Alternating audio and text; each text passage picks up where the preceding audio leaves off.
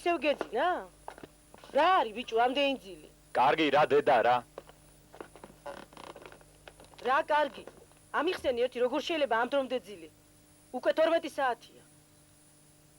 ჟუაღამემდე დადიხარ. ღმერთმა იცის სად დადიხარ. გადაყოლილი ხარ ძმაკაცებზე. გამოცდები კარზე მოგადგა და არაფერი არ იცი. როდემდე შეიძლება მოვითმინო ყოველივე ეს? დედა კარგი რა, შენ და მამამ თქვენი ნოტაციები თავი ნუამატკიეთ ბოლოს და ბოლოს. ნოტაციები. რა ადგინდა შენ ჩვენი ნოტაციები?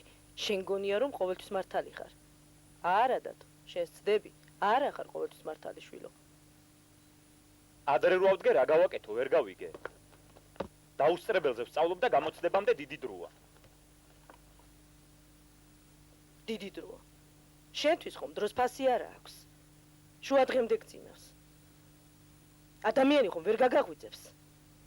დილას მამაშეს ფანჯრის მინა ჩაუტყდა და ვერ გაიგე. მერე იმის ჩასმაზე იმდენი აკაკუნა ჩაქუჩი, კიდე ვერ გაიგე. შეზღვა სკოლაში წასვლის წინ უთხარი, გააღვიძე მეთქი დათო. ანჯღრია საწოლი და ვერ გაგაღვიძა. ეხლა იყო და იმდენი მაკაკუნი ჩამოვიღე გარები. როდემდე შეიძლება ასე უზომოძილი? დედა ძალიან უცნაურ და ცუდი სიზმარი ვნახე. გაურკვეველი იყო ჩემთვის.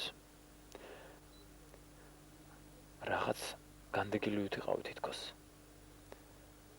არ ვიცი არა, ცუდი შეგრძნება დამიდოვა.